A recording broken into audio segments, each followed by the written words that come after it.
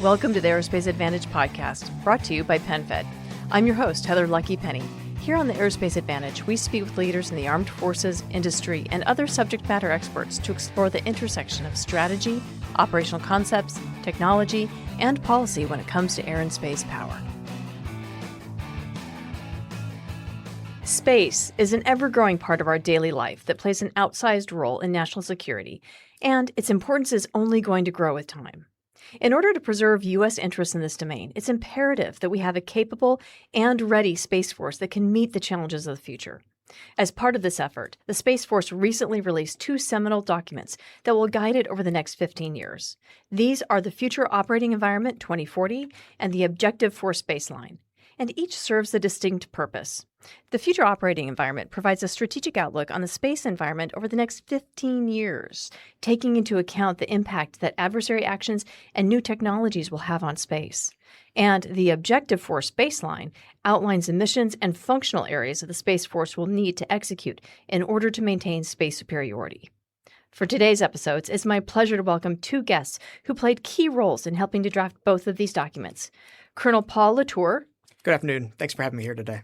Thank you. And Lieutenant Colonel Sean Frederick. Thank you. It's a pleasure to be here. So, gentlemen, it's great to have you to the podcast. So we also have our space folks. So Charles Galbreath, SOX, our Director and Senior Resident Fellow for Space Studies at MySpace. Hi, Lucky. It's great to be back with you, and thanks, gentlemen, for joining us for the discussion today. And Boots Reeves, a Senior Fellow for Space Studies at MySpace. Boots is back. Great to have you back. Always glad to be here. Of course. So let's get into the conversation. Colonel Latour and Lieutenant Colonel Frederick, I'd like to start with you both. Our discussion today is going to center around both the Objective Force Baseline and the Future Operating Environment 2040 documents that the Space Force recently released, because these are two incredibly important documents that are going to impact and direct the work of the Space Force in the years ahead. To start off, could you give us a 50,000-foot view of the purpose of each of these documents? And why are these important for the way the Space Force thinks about the future? That's exactly the right question. There's a what here and also the why. So the question is, if we want to go and set a deliberate long-term planning strategy, how are we going to know where we're going? And so whatever we come up with, we say this is the roadmap. There's always got to be a context, and that context is the future operating environment. So what is going to be happening in the future, and then how well will we be able to perform under that future context? Mm-hmm. And it's the role of the Space Force to be able to maintain American space superiority to ensure freedom of action and basically delivering political objects for our civilian leadership. And so the goal of the future operating environment is to set that context, and I'll kick it over to Sean here for the purpose of the Objective Force Baseline. That's right. As Colonel Latour kind of set up here, the Objective Force is really kind of defining the what. So if we understand what the future operating environment is going to look like over the next 15 years, what is the force structure we need to succeed? What does the force need to look like, not just 15 years from now, but every year between now and that 15-year point? Mm-hmm. The Objective Force we kind of talk about as almost a North Star. It's not execution level guidance. It's not down in the weeds. It's not details. It's broad macro scale. Where does the service need to go to succeed in the environment that we've understood? I think that's really important. And I also think it's important that it's scoped to 2040, right? That's 15 years from now, because that gives us enough, I think, sort of clarity regarding what adversaries are doing, what the art of the possible is regarding technology. So we're not necessarily thinking about sharks with lasers in space. It's really more grounded in technical feasibility, right? I'd say so. And the other really interesting thing for us is it turns out force design is really hard. Like, seriously, when you're trying to survive in this 5-year budget cycle, when you're always thinking about how do we achieve objectives right now, how do we do the fight tonight, it is very difficult to spend time and resources really thinking to that second and especially third fight out. So this is a very intentional effort to kind of lift our head up, think a little more open-endedly, a little more creatively, look at those trends in technology and politics and operating environment and allies and partners, all of that type of thing, and really set that point. So this is difficult to do, but this was really a deliberate attempt to do that. Yeah, sometimes science fiction is stranger than science fact. Again, we grew up with Star Trek Next Generation, and Picard had a tablet, and obviously, Kirk had his flip phone, and both of those came to pass. The thing I'd point out is when we're looking at this future operating environment 15 years out, you're exactly right, which is we kind of know what we're doing for the next 5 years, but we also know that the technology associated with space is changing rapidly. When we think about what goes into a satellite, is that a drone? Is that a server in space? What are these core components? And we're looking at what industry is producing, we're seeing that the technology is changing rapidly and the rate of change of technology is changing extremely rapidly. And so that means it's not sufficient to say, draw trend lines and say, where are we going to be? One of the interesting things with my engineering background is I remember the old heuristic was, in 10 years, you can either get something about 3 times as cheap or you can get it 3 times as good. But what that actually translates to in terms of military capability, that translation step is where it gets really hard when you start forecasting the future.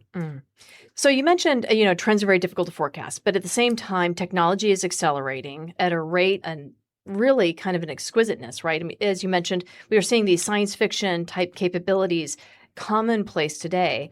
But I think in our minds for space, that you put up a satellite, you have very little ability to be able to upgrade that or modernize it in the same way that we do with air forces, right? Whether or not that's bombers, fighters, et cetera. So if we think about them as being disposable, like the LEO type operations, that also means that we're denying ourselves those other orbits that may have types of value. So how are you thinking about bridging that notion between the 10 times better or 10 times cheaper? Yeah, I love that question. So one of the interesting things here about space is historically, if you're talking about manufacturing or building something, there are typically 2 ways you get something called quality. Either you test it in, you really know the thing's going to work because you tested it, or you get it through process. And so most of large manufacturing is you chunk out a lot of widgets and you get a yield, and most of them work. We see that in again the LEO you mentioned, where you're going to chunk out 10,000 satellites, and at a 5% fail, it's quite all right. So one of the big shifts here is we're getting now up to the quantities where you're actually able to get quality through process, not through test. Okay. And so that is one of the critical things that's enabling the rate of change to change. And also in terms of the types of components. I remember I was a young captain. It was like 2013, and we were realizing that all these universities were launching up these CubeSats. And the core components were really just what was coming out of modern-day cell phones, and they were working for about 4 years. And that was kind of an aha moment where it's like, okay, this technology is getting to the point where standard electronics are now getting close to what we used to spend an incredible amount of money on space rating electronics. So that would be one of the variables I would call out for how we're thinking about that. So the future operating environment, that presents a forecast of what you expect that space environment might look like. Let's talk about the objective force baseline and how that fits into the FOE, because that lays out the mission areas that the Space Force will need to focus on. So in terms of process, were these documents drafted concurrently with each other, or was the FOE drafted first so that you could match then the objective force, make that informed from those assessments? So the reality is these documents represent the culmination of a lot of work over a lot of years. So we have finally stamped the paper and published this for the first time. But I would say they're to some extent developed in parallel because they represent all of that work that's gone into it. Now, as it should be, the future operating environment should inform the force design work we've done that is then aggregated and summarized in the objective force. But it's iterative because the objective force is going to identify things we need to get after, emerging concepts, science and technology priorities, all that sort of thing, which will in turn shift how we understand the future operating environment. So it's the chicken and egg game is interesting, but ultimately irrelevant. What matters is that they are complementary with each other and really can only be understood in the context of each other. Okay, that completely makes sense. So it sounds like this was a massive lift. How many folks were involved, and how were they coordinating? So I'd piggyback on what Sean said there. So we'd be remiss if we didn't mention the amount of work that's come in from like the Space Security and Defense Program, known as SSDP, or the Space Warfighting Analysis Center, SWAC. At least 5+ years of basically, looking at the intel record, making projections, and of course, building up what we call missionary analysis went into this. For the drafting physically of the FOE document, it was about a team of about 20 authors, of which 9 had PhDs. And let's be clear, we drew from an extremely large, diverse skill set. We're talking political science, international relations, IR theory, systems engineering, intelligence, cyber expertise, and of course, operations as well.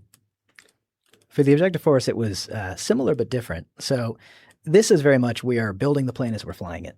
So much of this work is ongoing all the time. This force design work is actively informing budget inputs, planning for requirements, those types of things. And so in terms of leveraging resources to pull together as the objective force from this work that's ongoing. It was a very small team. The CSO chartered it himself. It reported to him. I had about 12-ish people. We pulled in SMEs, subject matter experts, and all sorts of other people to help. But it was a very small focused effort. And that was on purpose because it was intended to not disrupt the work that needed to go while still giving us a point of reference to deviate from in the future. So I have to ask about the objective force. Is that just manpower? Is that specialties? Or are you including capabilities and satellite constellations? Oh, it's everything. The objective force is the force structure. So it's the capacity and the capability. It's what is the overall principle. So the way we approach this, to be clear, you mentioned the missionaries we need to get after. They're the missionaries that are in our doctrine right now. They're the missionaries that we talk about. So the objective force for each mission area lays out what is our overarching philosophy, what are the capabilities, the equipment we need to do it, how are we going to man it, how are we going to organize it, how are we going to train it, all of that type of thing.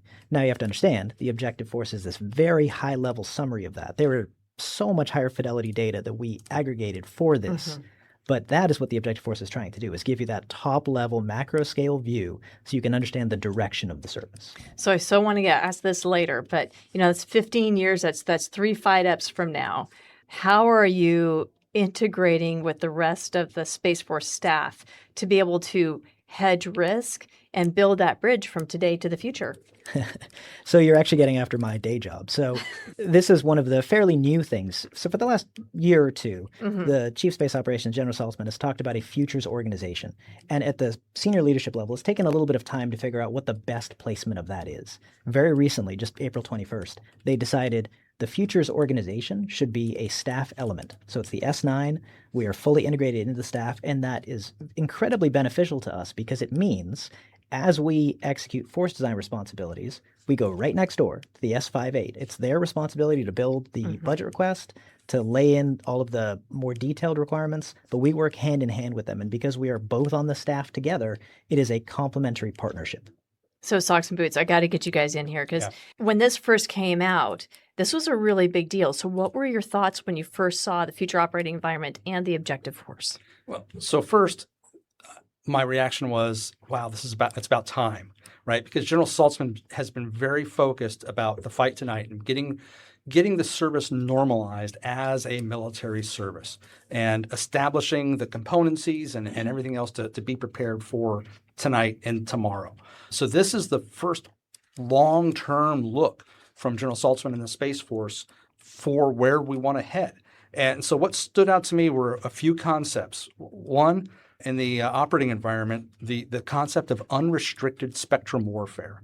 That really stood out to me as an acknowledgement of, we hear about lasing and jamming and some cyber attacks today, but what you're talking about in the future operating environment is something next level to that. And then as we talked about kind of jokingly, cislunar. It's great to see cislunar represented in where the Space Force is going to be heading in the future. And then finally, it was also great to see on-orbit servicing recognized because I think that's going to be a true game changer in where the Space Force heads in terms of capabilities and effects that it can deliver. So for me, I think the biggest takeaway we've already been talking about is the alignment between these two documents, right? The one describes this really hard world that we're already living in.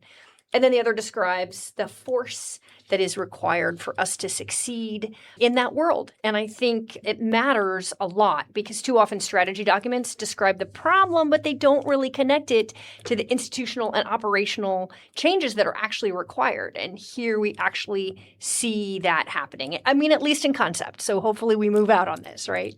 Well, we've already got proof positive, right? We have the biggest budget request ever for the Space Force this year. And when we are asked why, point to the objective force, point to future operating environment. This is what we as a service see. You can agree or disagree, but we at least can have a debate.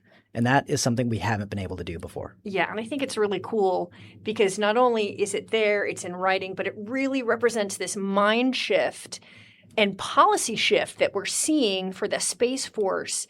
Everyone is just so used to the Space Force being there in the background, providing those products that everybody needs to go to war, and it's just not only about that. There's so much more that's going on that we really have to face head on, and we're seeing it happen in these two documents. Well, and things that are dedicated to space superiority and space-specific missions, not just being the cable guy for everyone who's terrestrial. That's right. Exactly. Yeah. I would say in my time in the 5.8, one of the things is there's this thing called the Joint Operating Environment of the Joe or the Joint Fighting Construct. One of the difficult things is to show up as an equal partner to the table. You've got to have credible work to be able to contribute to that joint exercise of plotting what the total environment of all domains looks like, and this moves us towards that as well. So following that line, can you walk us through the logic of the assumptions that the Space Force used when thinking about the future operational environment? Yeah, absolutely. So again, I like this question. I think it harkens back to the one you asked earlier about the change of the rate of change. So that was one of the first assumptions was we know there's going to be rapid change, and as such, we have to prepare ourselves for that. And then, what does that mean? Now, sometimes history doesn't repeat, but it rhymes. And so we did some looking back before looking forwards. We said, are there prior points in history where we've seen explosive change in technology? For the engineers out there, we talk about S-curves. What was happening for the Navy prior to World War I? In the 30s, what did we see out of the air domain? We think back to the great debates about strategic bombing versus interdiction of the 30s, and so when we talk about these assumptions, the question is how impactful does each dollar mean? One of the challenges for the Space Force, again, I mentioned previously, is we got a lot of our quality through test, and what that meant was we had to build large, exquisite systems because the longer something lasts, the longer you can divide it. If it lasts 10 years versus 15 versus 20, that's twice the value for the same price point. We had to break down that assumption, and that assumption we don't think is going to hold anymore in the future domain. We also have to make some assumptions about what is the value of space to the U.S. Previously, we were running at about $30 billion. From a national interest perspective, we had to assume that for ourselves and other nations, that number may be a lot bigger. And then as you move up in terms of cost points, does the design point change? And so those are the largest assumptions we had to challenge when looking at the future operating environment. Talking about the dollar value, there are some assessments that say that the space economy is going to be $1.5 trillion by 2035. So not just $30 billion, but $1.5 trillion. And the IPO of SpaceX, and making Elon Musk the first trillionaire, I think that just speaks volumes about the potential growth of the space domain, economically speaking. Yeah, and just to be clear, I meant $30 billion was typically the congressional authorization for the Space Right, Force. absolutely. Yeah, but I think, Sox, as you were saying, because we have to anticipate that space is going to become a much larger contributor to the global economy, right. That only elevates the imperative for the Space Force Absolutely. to be appropriately resourced to do its job. Absolutely. Yeah, I might point out one of the interesting things is the Space Force almost looks something like the Navy right now. And if I had to say there was an element, it's the submarine force might be the closest proxy. Okay, how to so? the Space Force. I want to dig into that. Sure. So the idea is you have to basically be out there kind of on your own, unable to service yourself for a long duration before coming in. And then in terms of also what kind of culture do you want to build? The Space Force is going to need to have its own culture of an appropriate risk taking relative to the domain. We can't be completely afraid to break anything lest we never be able to move the ball forward. But simultaneously, we have to have that high degree of rigor and quality assurance to make sure that we succeed in no-fail missions. Yeah, and I mean, you see a lot of those reflect in the objective force, by the way. So we talked about this growing space market, this massive advancement in dollars from commercial entities and others. That is one of the strategic advantages that we see as the Space Force, because we can have the advantage to leverage investments that commercial enterprise is putting into space and space technology. And beyond that, too, Mission Command is the other one, by the way, right? Because if we can build a culture of guardians who are willing to act based on the knowledge they have, they are empowered to take smart risks, they're able to act with agility and speed and be effective in what they do, then we have a much more adaptable force that can deal with threats regardless of where they come from. So this, you're seeing the interplay of future operating environment. We have ideas, we have assumptions. How are we going to capture those to our benefit in the force? Okay, so I have to dig into, again, the future operating environment because, Colonel Latour, it anticipates a future of heteropolarity. Let's unpack that word and make that mean something to our listeners. So heteropolarity, heteropolarity. This is a dangerous thing to ask an engineer to get into IR theory. So for those listening in who have a good background, I apologize. I think to properly answer this question, we have to understand a lot of us are anchored in the unipolar moment of the 90s. But how is heteropolarity different than multipolarity? Yes. So heteropolarity is basically bringing in the idea that it's not just nation states that might have power. That's the big distinction there. And so we see a future where both nation states, the U.S., China, Russia, India, European nations, and non-aligned nations will be able to gain access to space and be able to project power. However, we also have to understand that there will be companies and non-aligned actors that will also be able to effectively bring space power together. What is very unique in this domain is as technology emerges, there are going to be corporations that outrun entire nation states, and we should expect that to be the domain we're operating within.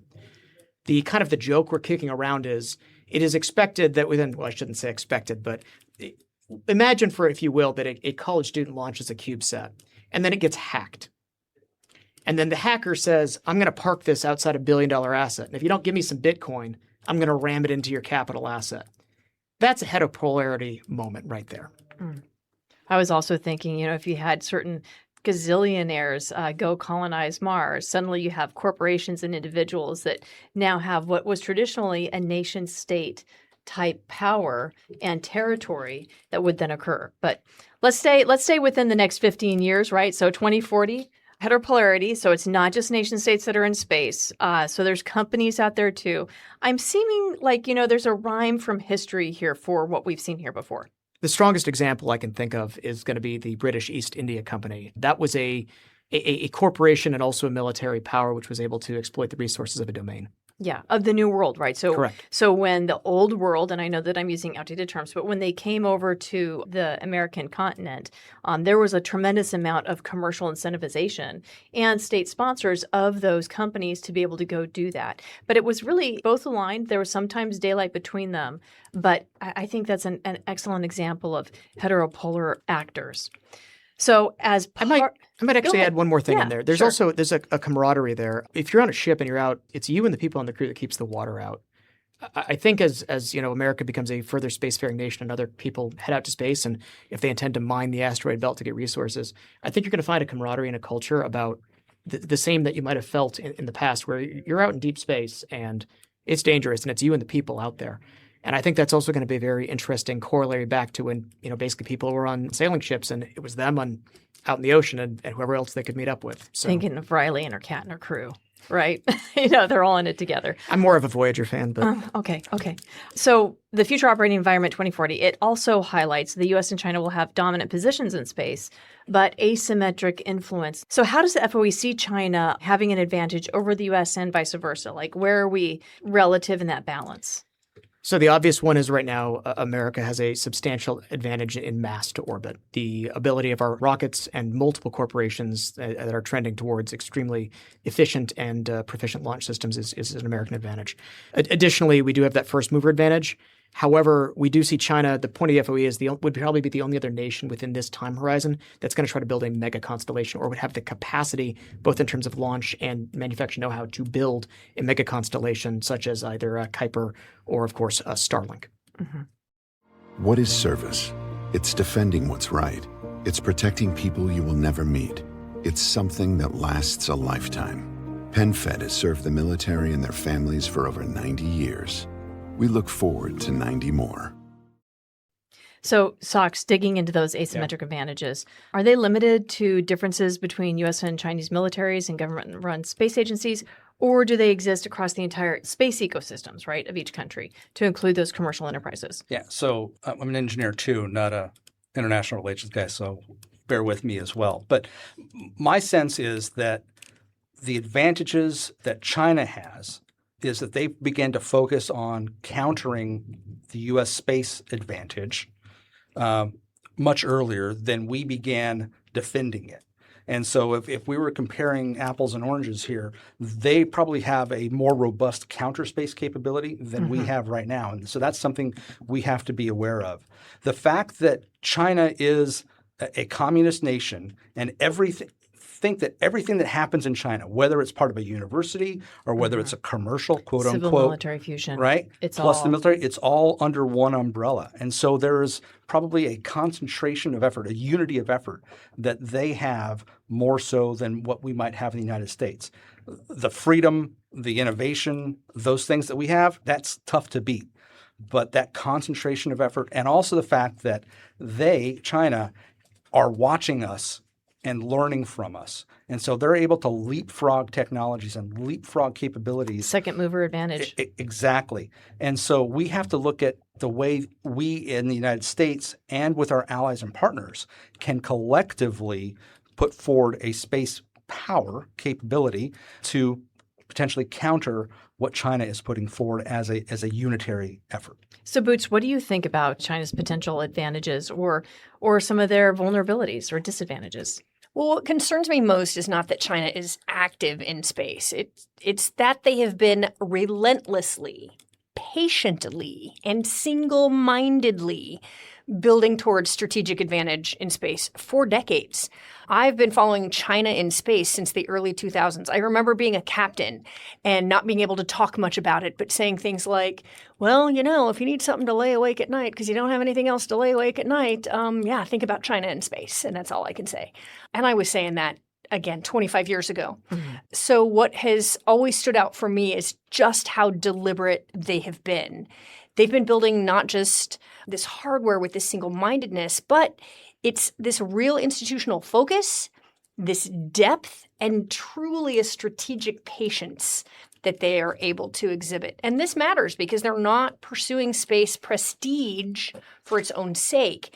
China sees space as being essential to information advantage, military effectiveness, economic leverage, and truly geopolitical influence. Dominance. I would say dominance, right? I mean, and I can see how they are building their space architecture to be part and parcel of their systems destruction warfare strategy. Yes. So everything that you're saying as an airman is resonating with me because I go, that keeps me awake. Yes, they no longer want to be the regional hegemon, as I learned decades ago. That is not in their vocabulary any longer. This is global intentions, and dominance is a good word. And so I think that the Future Operating Environment 2040 makes all of this very clear by identifying China as the pacing threat, and then describing the approach that we need to take that blends all of it, military, commercial, the technology, the political tools to gain the advantage in space.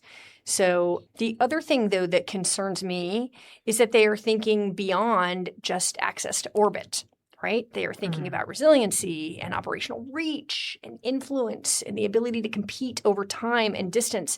And that's exactly why we need the baseline, the objective force baseline, emphasizing resilience and competitive endurance and space control, and our deeper integration with commercial and allied partners. Just like what Charles said, we need more of that. Yeah, no, it's interesting that China's the pacing threat. But, I mean, we just completed a multi-theater war game, right, from the air side. And so it occurs to me that the heteropolarity that the future operating environment acknowledges means that it's not just about focusing on China and what they're doing, even though they're the pacing threat. It's about how do you deal with this complex environment of different entities and capabilities, agendas, incentives. I mean, it becomes far more complex. Well, exactly. So it's China, the pacing threat, in the context of everything else that's going on in the world. Yeah. So speaking of the objective force baseline, Sean, where does the U.S. have an advantage over China to gain and maintain space superiority in a future conflict? We've talked about a number of them already, but I mean, the first one we have to point to is the commercial, just the massive explosion in the space enterprise. Yes, there is a lot of advantages of have that singular focus, but you do lose out on some imagination creativity. Yes, you can certainly do the second mover advantage. You can steal secrets. That's obviously a thing that we deal with all the time. But even so, there is a lot of advantage of having a lot of the native entrepreneurship, I suppose you might say. Who would have thought about like reusable rockets and coming back and landing a rocket? Catching with the chopsticks, just incredible. You'll love to see it. Yeah. But this is the kind of thing of what we need to do, and I'll go into a couple other advantages, is we don't need to control that innovation. We need to foster it and then harness it. And that's what a lot of the game is, right? The old phrase, fortune follows the flag. It's a little different in space because right now we're East India Trading Company. We are developing things ahead of the flag. So if we can't lead physically, then we will lead with intention, with our overall strategy, our plan, and figure out a way to capitalize on that advantage for the benefit of national security and the economy. Other advantages as well are just the way we approach operations. We push decision authority down to the lowest level. The Space Force is reorganized around this concept of a unit of action, the combat squadron, what we present to the combatant commands. You get a lot of agility in that. You really shrink the decision loop when you're trying to respond to threats, to take evasive maneuver, to keep in mission while dealing with threats that come your way. And of course, the other one you have to point to is allies and partners. The CSO loves to say that we are allied by design. He's got Air Marshal Godfrey on his staff. That's a first-of-a-kind type thing for a military service in the United States. The fact that we can leverage our allies and partners for their benefit and ours, for collective benefit, is an incredible tool that we have. And that is done by being open and honest and transparent about what we are doing, what we need to do, and how they can partner with us and how we can support them. I'd love to foot stomp what Sean just said there about allies and partners. So one of the difficult things is if you build a force and then come to your allies and say, hey, work with what we've got, they'd say, well, why didn't you tell us this was your plans 5 years ago, right? So take, for example, the maneuver that we just talked about and on-orbit servicing. I'm sure some of our allies would love to build let's call it a gas station in space for us. So by messaging to them that's something we're being interested in the out years, regardless of the standards as they're developing, our allies are going to want to come to us and say, hey, can we work with you on that? And that's a way that we can say, here are areas where, depending upon what your nation's capabilities are or interests are, these are mission areas where you might be willing to work with us, and here's how you might work with us. And also, by giving the FOE, it gives them a chance to poke and prod and say, we think that to solve the problems as described by the FOE, here's how we could inject. If you're not already doing this, here's what we could bring to the table. Yeah. And it's more than just equipment, right? It's more than just satellites. You don't need to be a wealthy nation that launches hundreds of satellites. You can have ground stations. You can have networks. You can just have people, just expertise. The ally and partnership doesn't just require nations of the same level of capabilities, the U.S. or even close. There is a way for everyone to win together. No, that's fantastic. Going back to the FOE, I mean, we talked about China as the pacing threat and the heteropolarity complexity of that future operating environment. Can you talk a little bit more about China's efforts to establish space dominance and how that's different from what we've seen from Russia and other adversaries?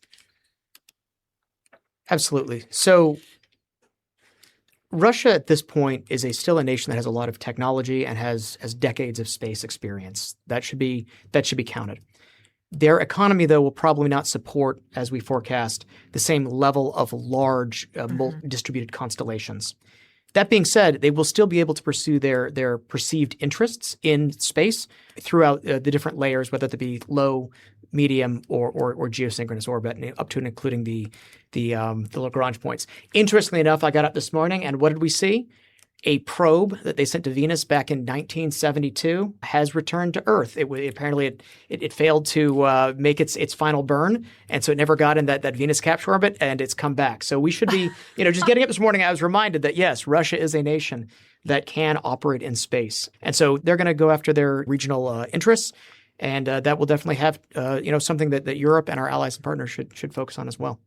So as you're thinking about this heteropolar environment of different nations, of different abilities and interests and agendas, as well as these commercial operations, how did the Space Force approach, your strategy to manage all of those players, especially against China? So managing all of the players is probably not going to be an FOE task. What is the type and the magnitude that is reasonably possible when we look at either the big players or then the aggregate of all the other players? And that's going to be kind of a similar challenge to how is the Navy supposed to control the Pacific, the Atlantic, or other choke points across the world. And so depending upon where you posture yourself, you can handle the challenge of detection and understanding, and then from there figure out what is the reasonable amount of mass. Earlier on, we were talking about second mover advantages here. And if the opponent's strategy is, again, to watch us, catch up, and then beat us on mass, that's going to present a challenge. And so one of the hardest challenges there would be probably to understand exactly what is a reasonable quantity. We are still going to be within, from a military perspective, that countable set. If your Navy is a 200 to 300 to 400 ship Navy, is your Space Force a 200 to 300 to 400 actual capital asset Space Force augmented by tens of thousands of other satellites that are from industry or from dual use if you're another nation. Okay, so if we look at the objective force baseline, which highlights the Space Force's theory of success, competitive endurance, what are some of the key principles of the concept and what it looks like in practice for the force, especially sort of in this context that Colonel Latour just described? There's a whole logical flow here, right? Because we're talking about a heteropolar world. We're talking about China as a pacing threat, Russia as an acute threat, things that we are still having to account for, and also having to account for things we haven't even thought of yet. How do you design a force that can do all of those things? You can't over-specialize for one. You can't optimize just for one. You give up too much on the other. So an approach that the CSO took earlier in his tenure was developing what he called a theory of success, sort of an organizing premise for how the Space Force would approach really its transition from Air Force Space Command, this support element within a different service, into its own warfighting service. I'm sure you've talked about this plenty of on your podcast, but competitive endurance, it's really based on this World War I strategist, Captain Littleheart. He was a British World War I soldier. He found that in his experience, it wasn't the strength of an army at single point moments that determined whether they succeeded or not. It was about the endurance to last. It wasn't who punched hardest, it was who punched the longest, who survived. Protracted conflict. It's a big deal. And especially in space, especially when you have the ability to reconstitute, especially when you're not having mass movements necessarily all at single fronts. It's a different environment. And so we kind of took that and we said, okay, let's apply that to space. If we're trying to build this force that can handle these different types of threats, what do we need to do? 3 basic principles. Avoid operational surprise. Pretty straightforward. You need to know what's going on in your domain. Space is big. Understatement of the year. Still true. You need to be able to keep track of things, keep track of threats, identify changes in their behavior, identify new things. That way you're never taken by surprise. You're never caught unaware. You never give that strategic advantage that might embolden an adversary to do something. Next principle, deny first mover advantage in space. We've talked about first, second mover. What we're talking about here is the benefit of a first attack. So this kind of gets into deterrence theory, right? Sure. That's a whole other conversation. But yes, basically the premise is if I am so fragile, if I have a handful of exquisite assets and you knock a couple out and I'm already out of the game, then you are incentivized to strike first. Absolutely. It's called offense dominated. We are trying to pivot that. We're trying to move into a defense dominant or a more resilient framework. So instead of having 1 or 2 exquisite assets, let's have 100. Let's have 1,000. Let's connect them so they can all work together. So if you punch a hole in my constellation, that constellation will just heal. Give me a couple hours, give me a little bit of time, and all of a sudden I've basically not lost any capability. You deny the benefit. And this is important because China has a strategy of active defense. It That's really, right. in defending themselves, they take the initiative, they go on that offense, they take that first strike. Yes, and if that is the way they want to approach it, if they want to take that cost for no benefit, that's the strategy that we're going to take. We're denying them the benefit of expending that cost, which does have a deterrent effect. They may still choose to do it. It's hard to be decisive one way or the other, but we are making ourselves much more likely to operate through and to give ourselves options. And of course, the last one is conduct responsible counterspace campaigning. Can't talk about it too much, but I want to call your attention to the responsible piece. And I think this is another really interesting thing about Russia and China. We care about the long-term sustainability of the domain. We have built our joint force and a lot of our economy to rely on space. We need space to remain free for use and access by everyone who wants to do so responsibly. So the way we approach counterspace, the way we deal with threats, you can't make a ton of debris. You can't just poison the domain with radiation or debris, whatever you can think of, right? We need to be able to deal with these things in a responsible way that we can control the escalation, we control the scale of the effect, and we can basically decide and give our national decision-makers the option to decide how far up that escalation ladder you want to go.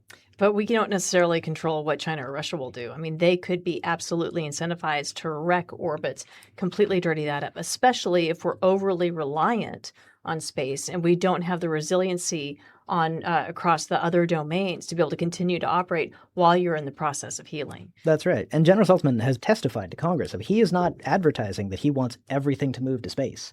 It's a great tool to have in the arsenal, but we are a joint force. We fight as a team. You don't want to put all your eggs in one basket. Space has incredible advantage, but you don't want to just say, we only do that from space, because then you have that issue.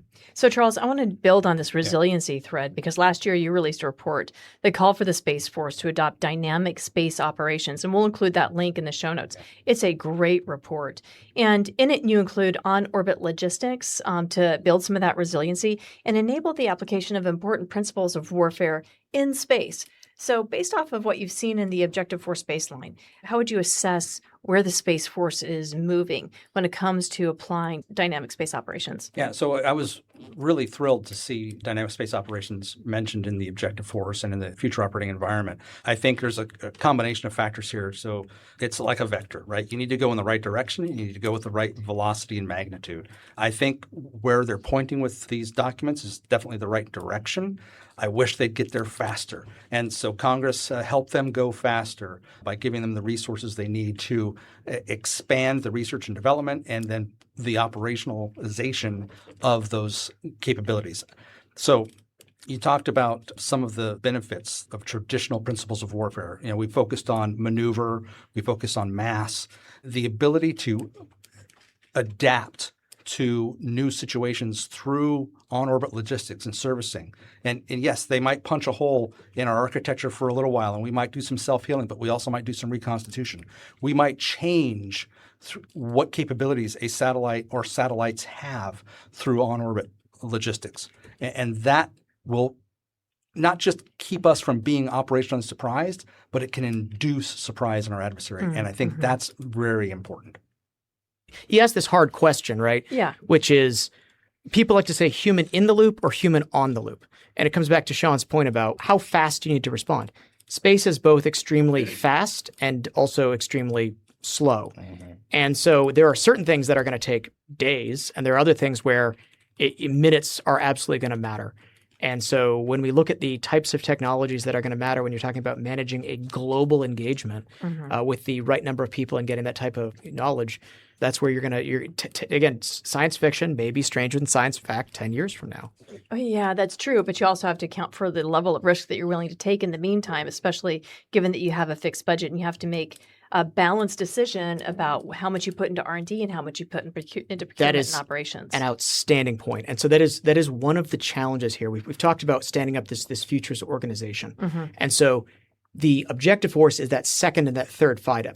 But what we didn't touch on was it is also the first FIDEP for research and development and for your S&T investment. And so you've got to be able to understand if this is the point out in there in that 10th or 15th year and we run it back, are we making the investments today that are going to be able to get us to the capability of the future? When we talk about what is experimentation means a lot of different things to a lot of people. But from our perspective, experimentation tells us, is the government, is industry, or is somebody else performing an action that gives us confidence that the technology is mature enough that in either 5, 10, or 15 years, the things that are being experimented on, these systems, become systems of systems that actually deliver capability in that time horizon. So I totally see that. And you have to understand, like, when you're doing basic science, when do you begin to transfer it? Like, when does it move into actually TRL1? And then how do you mature that over time? But every dollar you give into R&D is dollar. You're not doing procurement and operations. And the Space Force is the smallest funded force. You guys need way more dollars than you're getting. So there's an opportunity cost to over-investing in areas because of technical optimism. You have to also have the understanding of, okay, brain electronic interfaces, how does this actually benefit and give me an asymmetric advantage in the environment in that 15-year time horizon? Well, so to be clear too, right? So the Objective Force, as with space maneuver, it talks about a lot of things that may matter, some more than others. I would argue maneuver matters quite a bit and likely will. But the other thing that's really interesting about the Objective Force is that it's not just the work the Space Force will do. It is also a demand signal to industry allies and partners. And if we signal an interest in some of these things, maybe we don't necessarily have to invest US dollars in it. Maybe there's some. Air Force Research Lab and others will still commit some. But hey, if there's an industry partner who has an interesting technology and they want to go to the Space Systems Command front door and say, I saw in the Objective Force, you want this. I've got an interesting thing.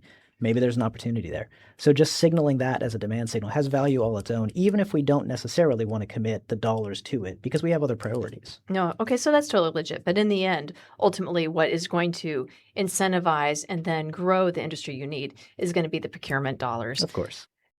In today's rapidly changing world, innovation is essential.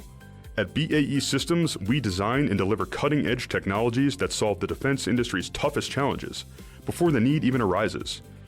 From advanced research to fielded solutions, we anticipate our customers' needs, envisioning, executing, and delivering critical technology at mission speed.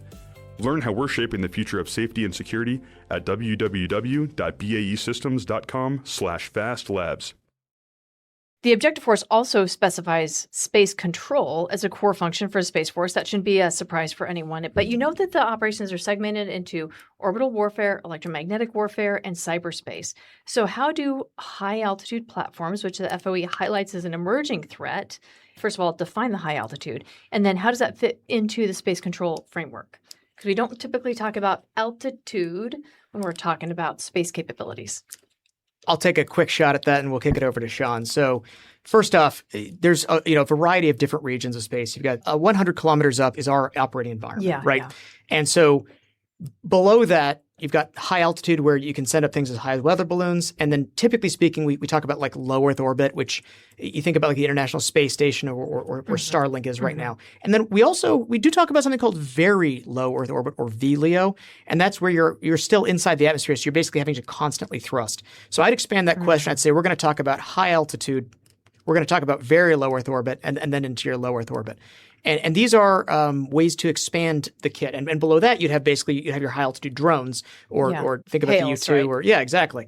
And so the same techniques or phenomenology that you might be trying to either transmit or collect on, you can do at each of these. And so the access, if we're talking about resiliency, it may be necessary that we build similar kit or similar receivers if you want to get closer or have a stronger signal, or augment yourself in a short time duration. A balloon that's up there for 2 or 3 days with a limited battery supply may be able to augment, say, GPS or a comm or a repeater, or it might be able to collect a signal that you need.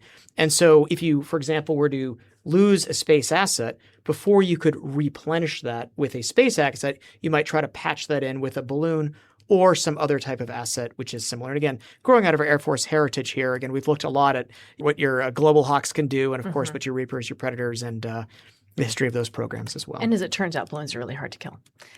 So we've talked a lot about altitudes, right? VLEO. But it occurs to me there's also, like cislunar, going to the moon. We can't just think about what's immediately surrounding terrestrial environment when it comes to the Space Force. So how are we also thinking about those areas of the space domain?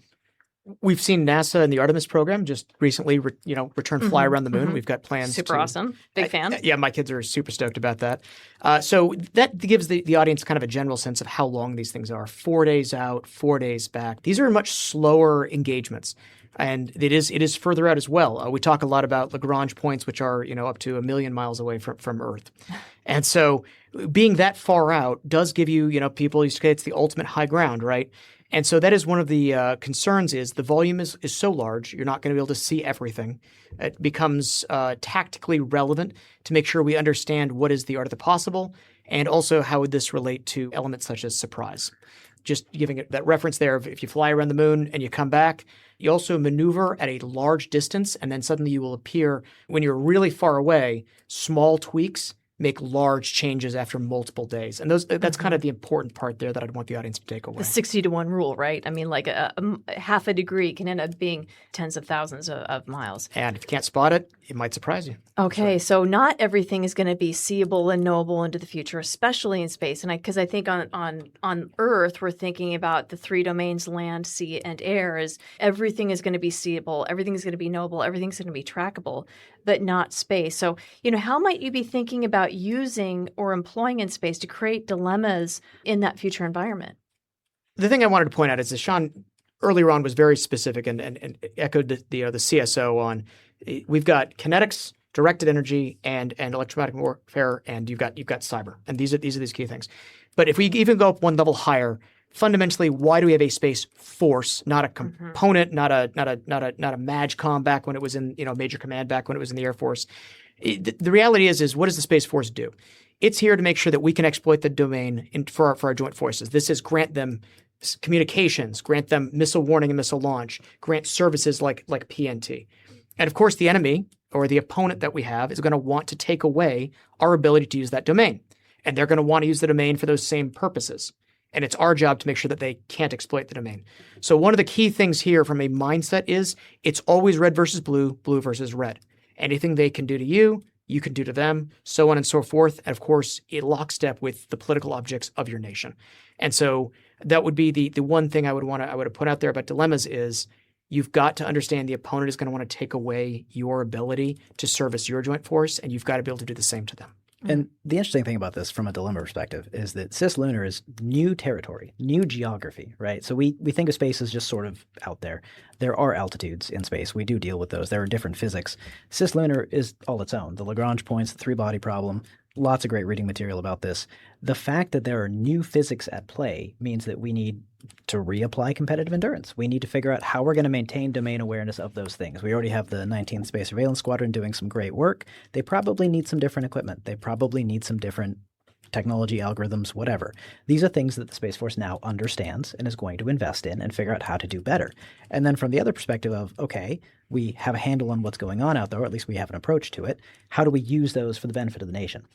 That is also another step. That's probably not something that we'll talk about openly for a while, but there's lots of great, interesting ideas. And just this ability to create surprise for the adversary. The reason that it's step one, preventing against ourselves, means that we value it quite highly. And so this opportunity to leverage new territory, new physics, new capability that people don't quite know how to deal with yet, it's tremendously promising. That's fascinating. But as one of the smallest service across the Department of War, you're not going to be able to do this alone right now. And so it seems to me that commercial partners are going to be a key element of being able to get from where we are today in 2026 to that future operating environment in 2040. Boots, I'm curious, what's your perspective on our portion of that heteropolar environment, because we're a nation state working with our companies, with our contractors and individuals and our allies? Well, I think it's true. We are already there.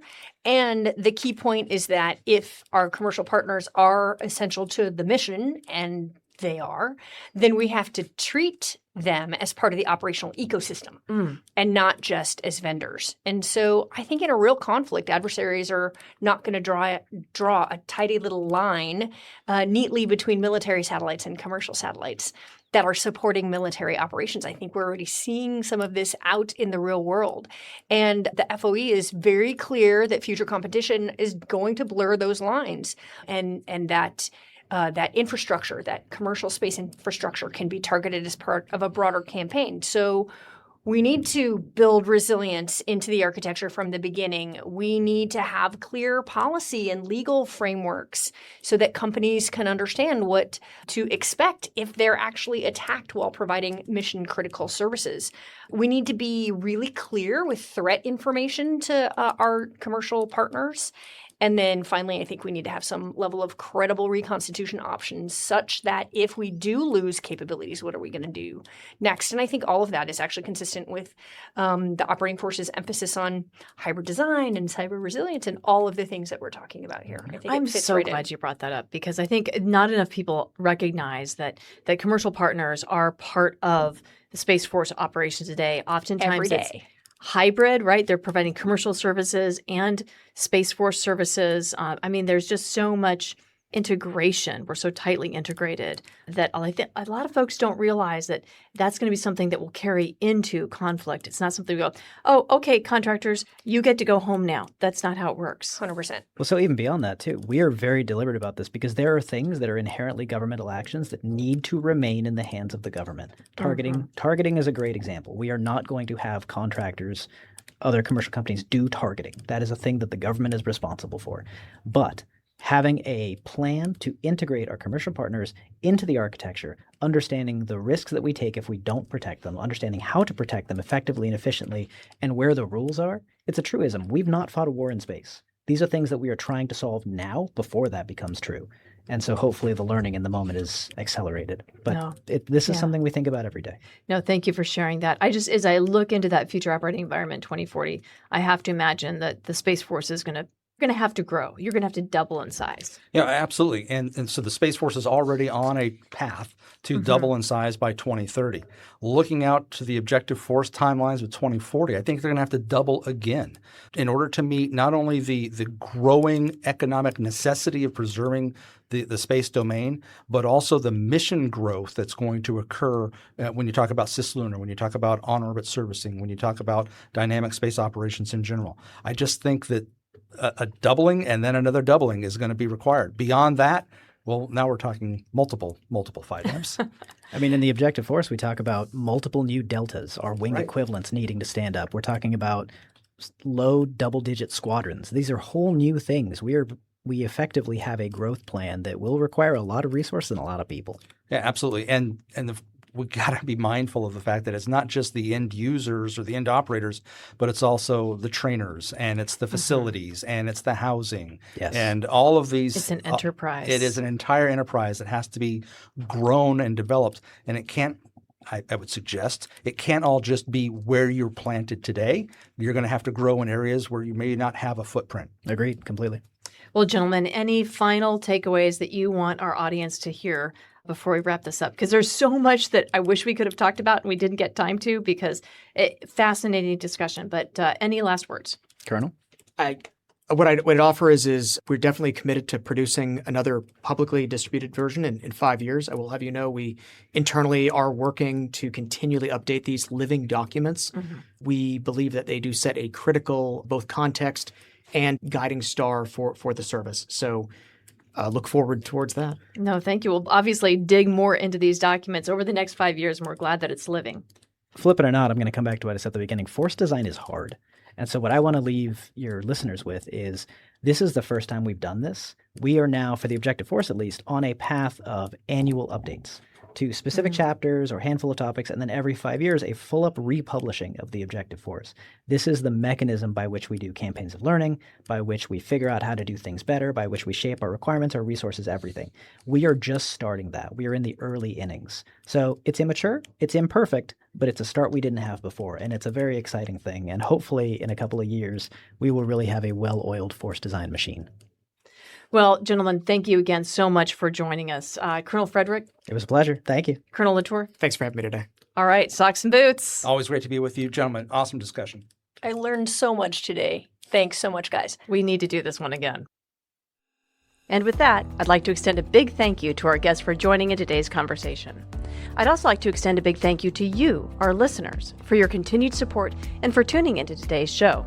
If you like what you heard today, don't forget to hit that like button or follow or subscribe to the Aerospace Advantage. You can also leave a comment to let us know what you think about our show or areas that you would like us to explore further. As always, you can join in on the conversation by following the Mitchell Institute on X, Instagram, Facebook, or LinkedIn, and you can always find us at mitchellaerospacepower.org. Thanks again for joining us, and have a great Aerospace Power kind of day. See you next time.